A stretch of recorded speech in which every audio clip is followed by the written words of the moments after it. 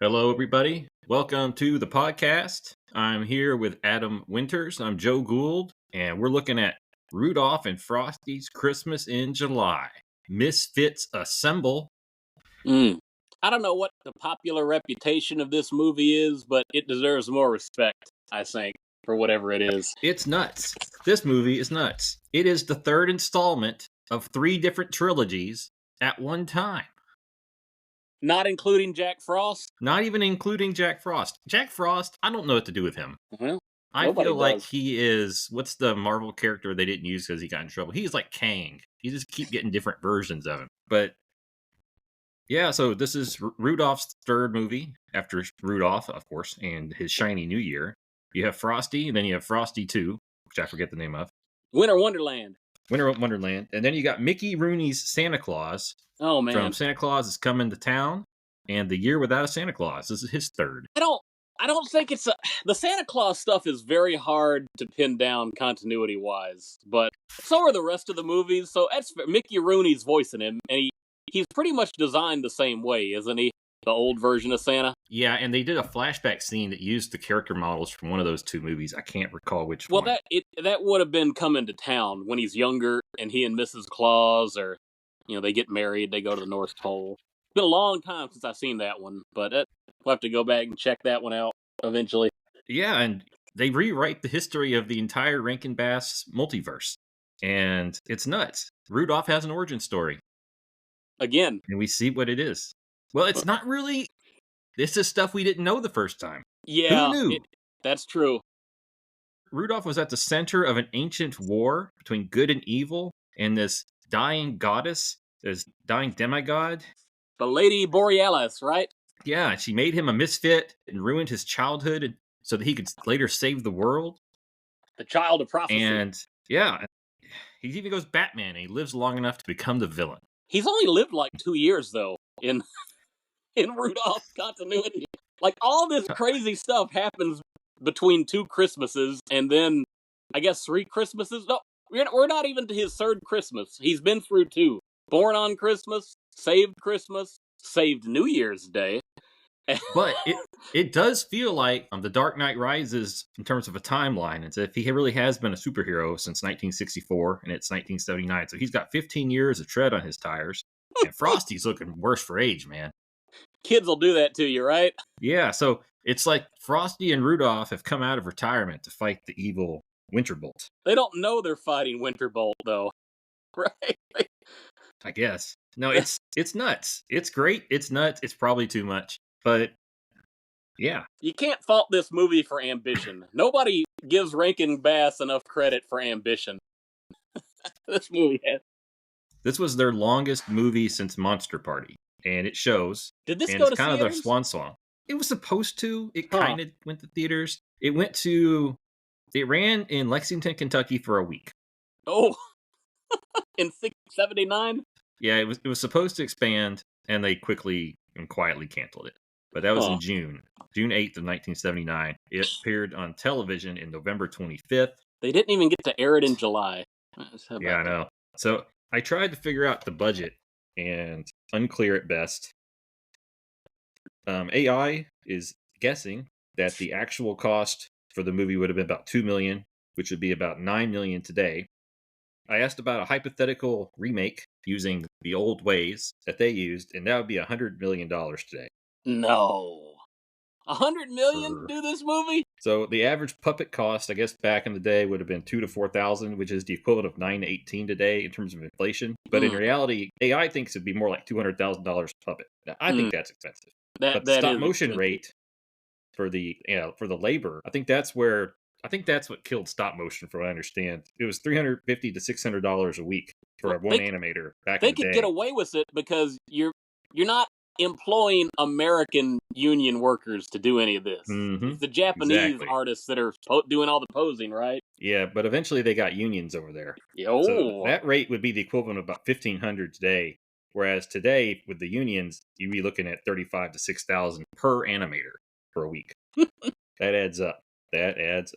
But anyways, yeah, this is, I don't know where to start. The plot's insane. The backstory, the Lady Borealis and Winterbolt. Not even just that. But even what they're doing in the modern day is kind of insane. Wait. Frosty melting on the 4th of July. Rudolph's nose gets essentially stolen. And then you have a villain. It's a whole bunch of taboos they break. Frosty dies twice in this movie. Very impressive. They could pull that off. Yeah, what's the Cartoon Network stuff that comes on after like 8 o'clock? Adult Swim? This is like Rankin Bass Adult Swim. Man, I don't know about that. Come on. Maybe the good Adult Swim, like the mature stuff, not the juvenile humor. Yeah, that's what I mean. Yeah. I mean, Winterbolt's singing at the end, and these are his lyrics. I don't remember the tune. Not impressed with the songs in this movie, by the way. When Rudolph's light is gone forever, I'll rule the North Pole once again, and if he tries to shine it on me, I'll snuff it out like that. Snaps fingers. Then Rudolph will be through, and if he's very sad about it, well, he can go jump in the ocean blue. He told Rudolph to go commit suicide. The ocean is important for the resolution of this story. It is. Do you think anyone knew who the whale was? You would have had to be familiar with Shiny New Year, and I forget what year did that come out? And I think it was a TV special, right? So I don't know how many people saw it the first time, and did they have a chance to see it again after. But Big Ben, Throckmorton Gildersleeve. Isn't it weird Big Ben is the only returning character? So, Frosty gets Jack Frost as a returning character. Rudolph gets Big Ben.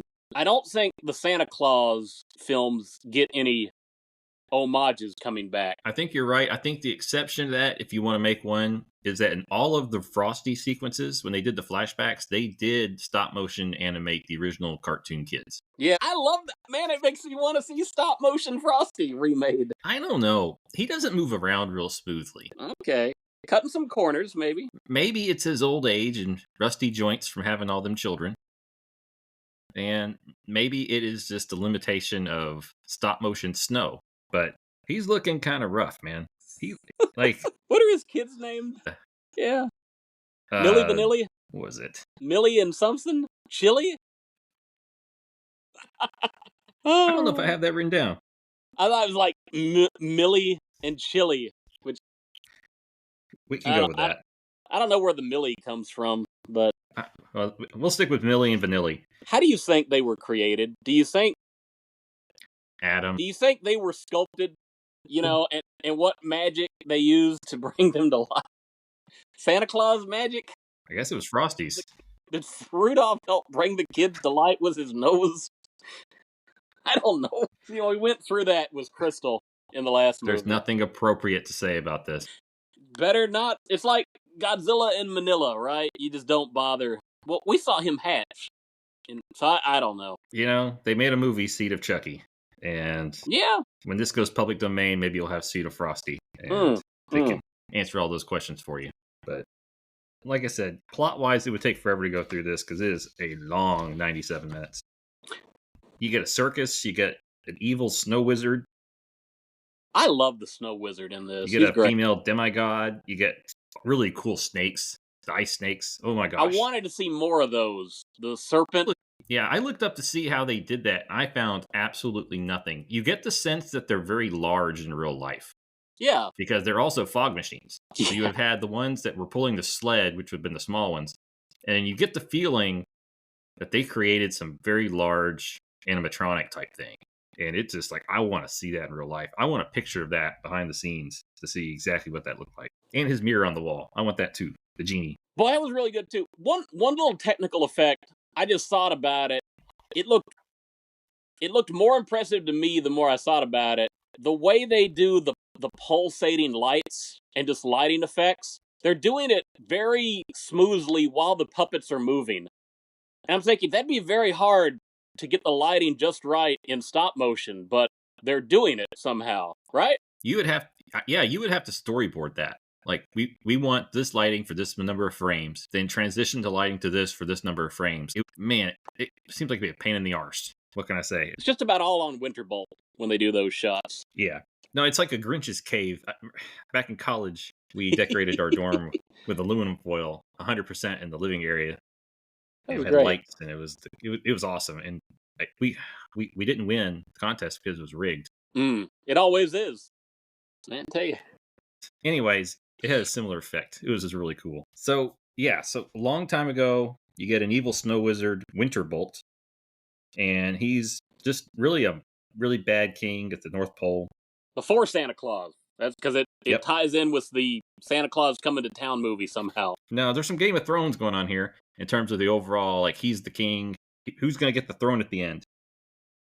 And the queen of the Northern Lights, Lady Boreal, comes down and quickly lays the smackdown on him and makes him take a big nap. Yep. But she is not. Well, they said nothing lasts forever. That's the theme she's trying to communicate. Yeah, which by the end of the movie, like, they repeat it enough in the first 20 minutes. You assume there's a theme going here, but they really kind of drop it. Nothing lasts forever. And nothing lasts forever, and she gets old in her human form because she had to take human form to come do the work. And he wakes up, and I forget why. The magic. I mean, when she loses human form, that's part of the deal. She became too old and had to go live in the clouds again. And then his little ice coffin cracks open, and he wakes up. And then in the meantime, Santa has come. The Crinkle Elves, excuse me, or whatever it is.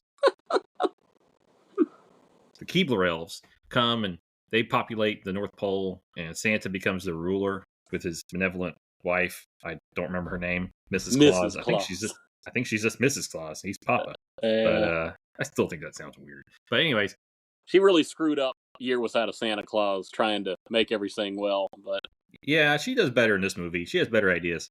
But anyways, Santa's taken over the North, but Winter is coming back, Winterbolt. And as her last gasp effort to keep him under control, Lady Boreal transfers power to Rudolph's red nose, a benevolent reindeer born to, which one was it, Prancer? No, in the first movie, he was specifically Donner's son, and the mother isn't really named, but I assume it's the same reindeer in this one. They don't mess with his origin story, they just add to it, behind the scenes, so to speak. So Donner's kid, born with this red nose, and he's quickly shamed for it.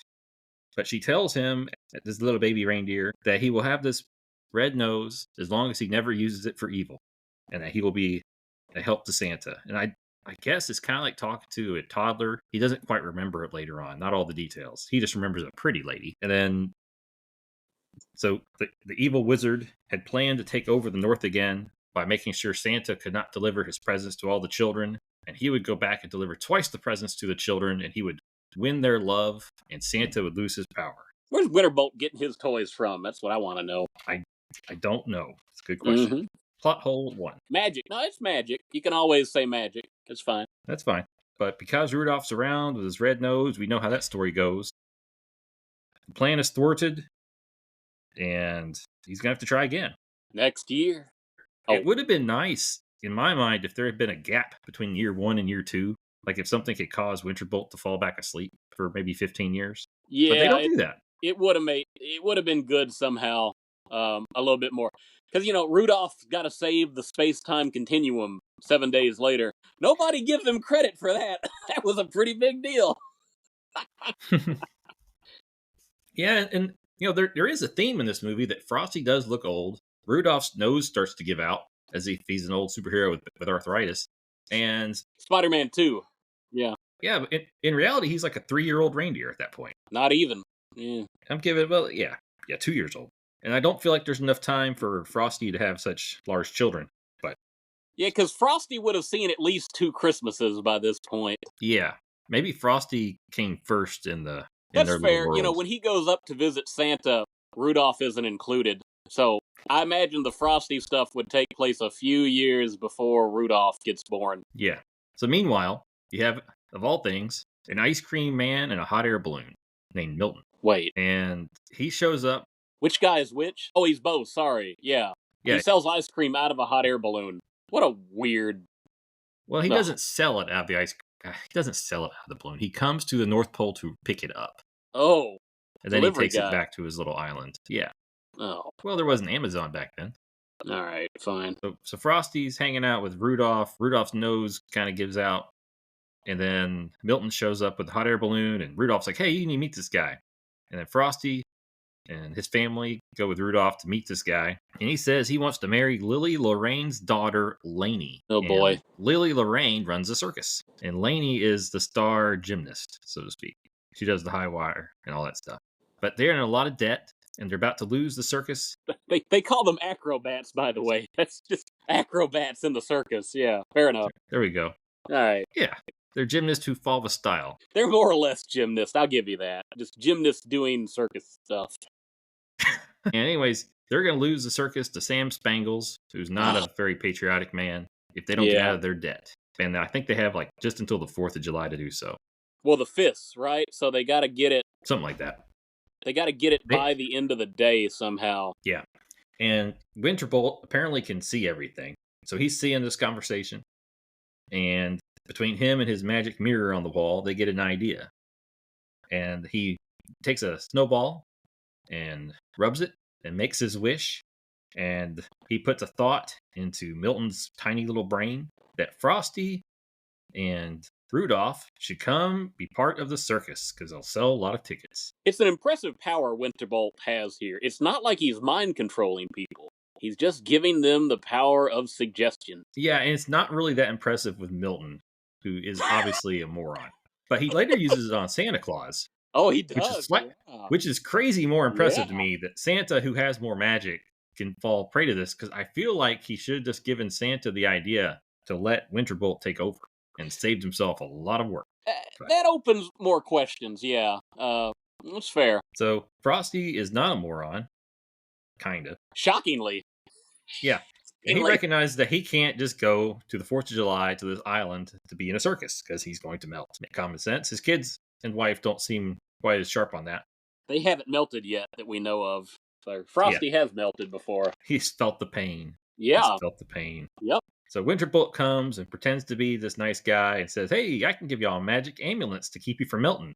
But you'll have to be back. You'll have to be back before the final firework fades on the 4th. What an odd deal. Odd timing. It's not even truly a time. It's just whenever the last firework happens to go off. So the idea is Lily Lorraine should have found a way to not shoot off the last firework somehow. It's sort of like they've created their own problem here, but go ahead. Yeah, well, jumping ahead, all the fireworks are going off, and no one thinks to themselves, hey, all these fireworks are linked together. But I could go to the fireworks and just pull out the last one. Break the chain. And toss it to the side. It's like the Christmas lights. You'd ruin the whole string if you unplug one light. Yeah. Now, there is a philosophical question, is if you've removed the final firework, does the 99th firework become the 100th firework, so to speak? Oh, fair. That's fair. Like, in another way you could look at it is, hey, we need to find more fireworks real quick. That would have been a fun side plot for Milton and Laney to go find more fireworks and just keep shooting them off. Yeah. So, via suggestion from Winterbolt, Santa agrees that he will pick them up before the magic wears off. But then Winterbolt kind of repeats what he tried to do the year before. And jumping ahead a little bit, when Santa and Mrs. Claus go to pick them up, he creates a big blizzard, and they have to go by land, and they're walking a lot slower than they fly, and they're not going to make it in time. That's how Santa Claus died in the 1985 Santa Claus the movie. I don't know if you saw that. He got caught in a snowstorm. I have not seen that horror film. It was Dino De Laurentiis after he did King Kong. You want to do a Santa Claus movie? We'll have to work that one in sometime. Okay. But anyways, Santa's gone for a lot of the movie at this point. They show him every once in a while, and he's just trekking along at 2 miles an hour with his reindeer on the ground. Yeah. But it definitely is pretty clear and obvious that he's not going to make it in time. And Frosty's really worried about this the whole time. He's really fretting about this. Everyone else is like, oh, it's Santa. He'll be here. And then Winterbolt, I can't recall exactly why he feels the need to do this, but he goes and finds this little reindeer named Scratcher. Oh, man. Scratcher is like a Bart Simpson reindeer. He's bizarro. Yeah, and they hype him up as this evil, mean, vicious, Grinch-like reindeer. It's like, no. He just that annoying kid, man. Tell you what. Yeah, he had a head injury as a child. Bad teeth. And like, why are you teasing Rudolph for his red nose? This Scratcher guy has awful teeth. Yeah. And anyways, Winterbolt tells Scratcher, hey, you want to be the top reindeer for me when I take over for Santa? Here's a plan. And the plan is to trick Rudolph into stealing the gate for the first circus that they all go to and hand it over to Spangles so that Lily Lorraine, I think her name is, whatever her name is, the owner of the circus, can't repay her debt, and Spangles will take over the circus. And that pretty much happens. Yeah, poor Rudolph, man. He's a little bit too naive. He knows enough that it doesn't add up, but it doesn't stop him from helping Scratcher out because he's trying to help him, do him a solid. Reindeer to reindeer, watching out for each other in the hood. Yeah, I mean, he tells Lorraine that. She's like, why would you ever believe that I would tell anyone, some scrappy little Bart Simpson reindeer, to go get my money and give it to a police officer? And Rudolph's like, yeah, I see your point, but yeah. So even though he didn't have any evil in his heart, he did commit the evil deed. And that is the technical point on which his magic rests. Yeah, but anyways, ultimately Frosty and Rudolph and Winterbolt have a heart-to-heart conversation. An evil bargain. Yeah, and Winterbolt agrees to not have Frosty and his family melt as long as Rudolph doesn't tell the truth and takes the fall for the crime. And he's willing to give everything up to save his friend, and he agrees to do so, and he confesses to the crime, and he is a misfit again, and no one wants to be around him or be his friend. So at this point, what I wanted was a detective to come in and get Rudolph off the hook by solving the clues, but the side characters are not interesting enough to make that work. No, there was another officer, I think the name was Kelly, who came and in a very odd way to exonerate him at the end, but we'll get to that in a minute. Rudolph wanders around, eventually finds the whale. What was his name? Big Ben. Big Ben the whale, who says, I got an idea. And he runs down to, I think it was Africa. No, he said the South America. South America. Same difference. And he's got to get to the other side of the equator. And we'll find out later why. It's a good little foreshadowing. I like that. Yeah. And then Rudolph, I believe he has a conversation with the sky where the Lady Boreal tells him to do the brave thing. Be brave. Be brave, Rudolph. Fight the bad guy. So she gives him more magic, right? No, not at this point. No magic. Says he can get his magic back by fighting back.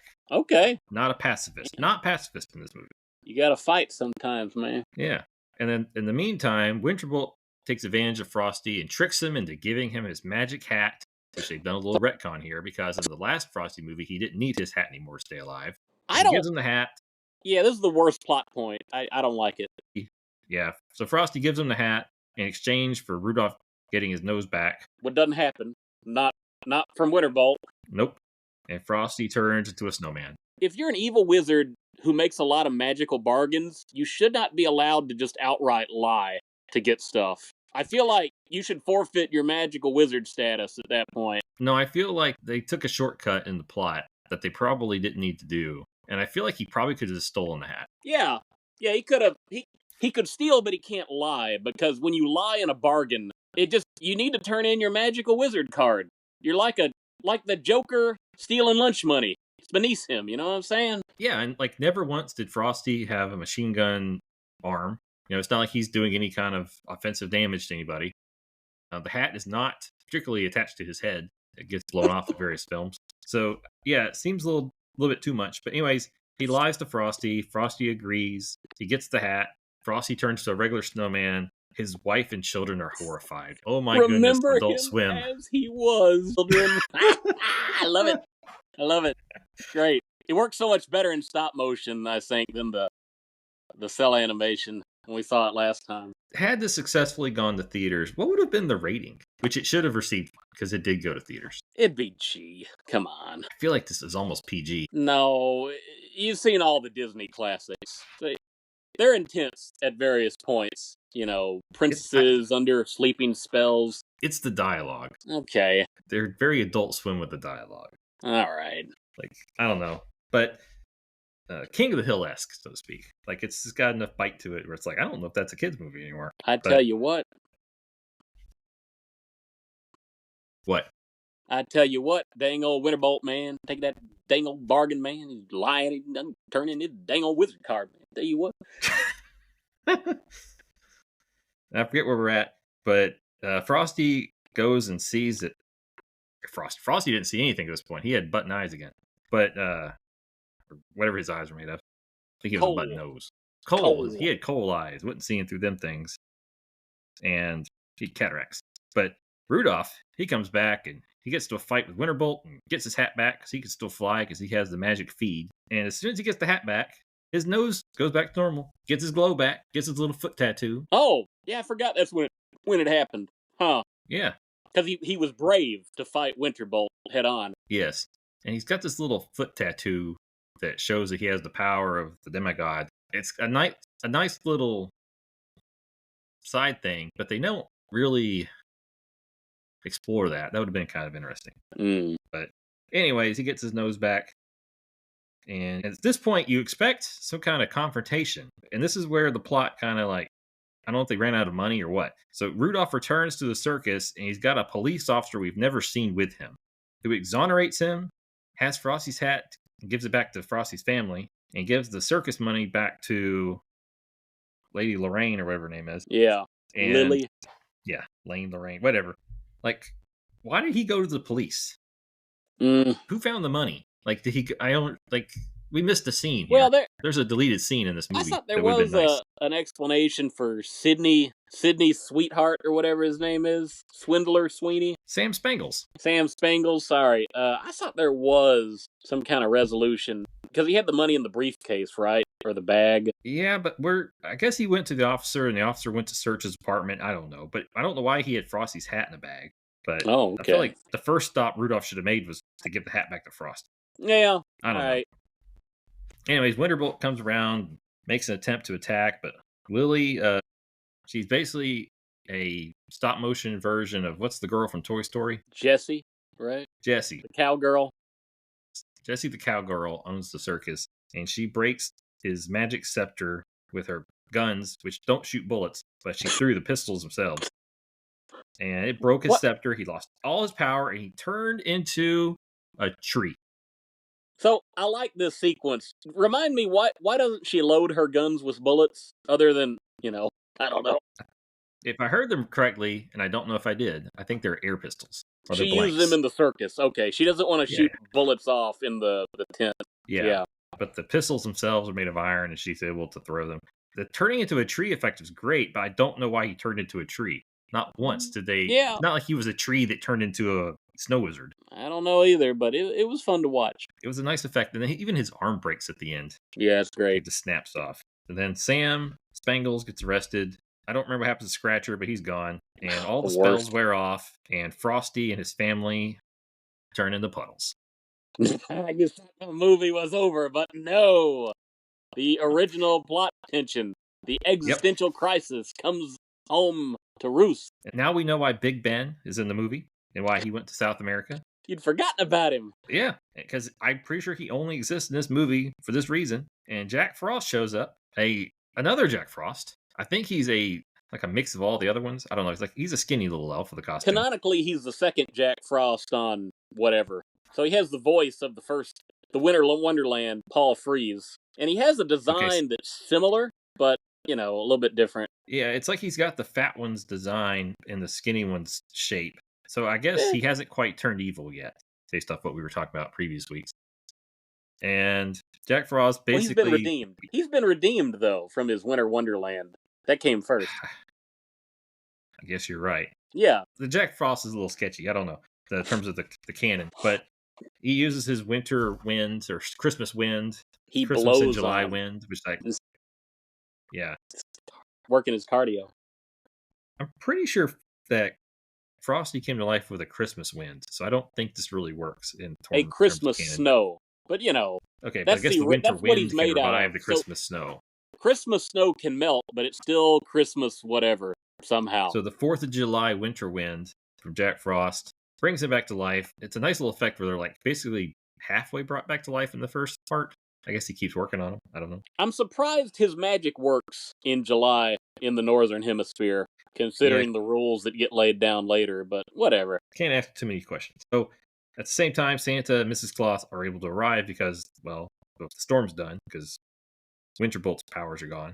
Jack Frost basically blows the winter wind on Frosty and his family, while Santa and Mrs. Claus take them back to the North Pole. And that's basically how the thing ends. Rudolph sticks around for a little bit, and they give all the other animals some of the magic corn feed so they can fly around too to get them the rest of the way out of debt. I feel like they should have been out of debt because they had the purse from the first night, but whatever. They And just wanted everybody to fly at the end. That's all it came down to. yeah, and then the movie ends. So it's really an epic adventure, so to speak, and it's set in a circus time. So I don't know. It's a lot going on here. A lot going on, and I can't say it got it all right. Very ambitious, definitely too ambitious. Almost pulls it off, not quite. I will say the sets are great. Like the circus, they actually have a circus scene where they show what their show is with Frosty and Rudolph. And looks really good, that little living Christmas tree they build. And Rudolph and Frosty go all the way to the top. No, it's got all the scope of Monster Party in terms of just like it's going big, Unfortunately, it went home because it didn't end up going to theaters, but whatever. We did have some Misfit toys show up, I believe. Not all of them. Oh, I've forgotten. Really? Yeah, it had to be in the circus scene. Huh. But there was a few of the toys looked like they were paying homage to the original Misfit toys. You didn't get the elf or the dentist. You didn't get the ones you wanted, so to speak. But I think they did pay homage to a few of them. Huh. But yeah, it's a good movie. It felt about 10 minutes too long, but I don't know what I would cut. I think there's too many characters. The original music, I don't think I care for the stuff original to this movie. I really love the mixing of all the themes from previous movies. Rudolph, Frosty, and the Misfits song, and maybe some of the Santa Claus themes in there. Some of the songs were really lame, the new ones. Yeah, I didn't care for the new stuff. And I think there was one new song, and I don't recall exactly which one it was, but they repeated it 3 times. It's like, no, don't repeat this song. It's not as good as you think it is. It's not good. Yeah, it's not good. So yeah, and this is kind of the beginning of the end, so to speak, of the Rankin Bass multiverse. Definitely the Avengers version of it. It never got as ambitious after this. I think that's fair to say. Yeah, they winded down. No more Mickey Rooney, no more Billy May Richards. But, what do we rank this out of? I don't know. Frosty Puddles? Yeah, I like the Frosty Puddles, snow puddles. I like that twist in the end. So what are you gonna give it? I sort of shared a little bit of my criticisms already with the music. I don't care for most of the new characters. The Lily Lorraine grows on me at the end when she does pull her guns out on the Eternal Winterbolt Wizard. So what I think I would have liked to have had is Yukon Cornelius in this movie somehow. And I think, since we've talked about it's a little bit of a sketchy plot point, how the police detective solves the money, I think Yukon Cornelius should have come to the circus with him. And while Rudolph gets accused, Yukon is trying to find the money on his own. And ultimately, he gets the money and brings it back. And he and Lady Lorraine, they probably fall in love or something at the end, Yukon. Because she strikes me as his kind of woman. So that's how I would have improved it. But in absence of that, I give it 4 Frosty Puddles out of 5. Okay. I would have liked to have seen some kind of plot twist midway through. Like maybe the ice cream man's woman makes a heel turn or something. You and your odd heel turns, man. I tell you what. No, it was a waste. Remember the witch or remember the Banshee. I think it was the Banshee. I want a Banshee image. I want it looks so cool when that face did that. And I love Banshees too. I don't know that it works in this movie. How does it work with Winterbolt and all that stuff? Because she really the daughter of the circus? And that's the plot point. If she's part of an evil family, how's Rudolph not also doing evil by keeping them in business? Well, maybe Winterbolt could have been the father. I don't know. But I feel like it just missed. It got a little busy, but not necessarily in the most interesting of ways. And I think they could have simplified some things. I agree. I think the new music was really bad. And there was too many characters that weren't important. I know they did it because it was like a parade, but I feel like it distracted the animators to some degree. Yeah, it's resources that could have gone elsewhere. Yeah, manpower and resources. I would have liked to have seen, just knowing what this ended up being, which was basically the culmination of the Rankin Bass verse. A Heat Miser, Snow Miser cameo would have been nice. That's nitpicking, don't get me wrong. Yeah. But they could have played into it. I feel like Jack Frost is... I don't know why I don't understand how they treated Jack Frost over all these movies and none of them matched. I don't find it that hard to understand. I got my own Jack Frost canon down. It actually works a little bit cleaner than Rudolph's canon. if you're trying to do all three of his movies. Yeah. And probably a lot more in Santa Claus's canon. Yeah. But as the Rankin Bass Avengers film, I'm very content to give this at least 4 Frosty Puddles. I wish Frosty looked a little better. All He right. just looked like Old Man Frosty, but he's like 4 years old. It's weird how much more wizened by the world he is by this movie. He can count even references that he couldn't before. He's existential. He's always thinking about melting. I think this is a very subtle thing, but if this movie had taken place 15 years after Rudolph's birth, so to speak, and Frosty's birth, and they were truly like been heroes in this world for 15 years and were old with arthritis and children, it would have made the visuals look a little better because Frosty and Rudolph did look old. Yeah. Like, Frosty's looking rough. He's not really perfect circle, and Rudolph's nose gives out. Rankin Bass decided we want to keep the young Rudolph look where he doesn't have fully grown antlers. They decided we want to stick with that. Got any closing thoughts? Boy, it would have been great if we could have worked the Bumble back into this too. Yeah. If you brought Yukon Cornelius to the circus, he could have brought the Bumble. Oh, imagine if he had the little dentist elf that was like an old man elf. Hermie as a crotchety old dentist elf. Okay. Yeah, like Cranky Kong. Those are the great Rudolph supporting characters, and we never saw them again after the first movie, despite having 3 Rudolph movies. And I feel like that is a crime against the fan faithful. We kept getting all these other supporting characters, but not the 2 we really like. And I'm surprised they never made a Cornelius spinoff. Oh, man, yeah. Yeah, he deserves it. But I think he got a commercial or something, didn't he? Somebody worked him into a commercial recently. All right, well, that's Rudolph and Frosty's Christmas in July from 1979. And, yeah, don't eat yellow Frosty snow puddles.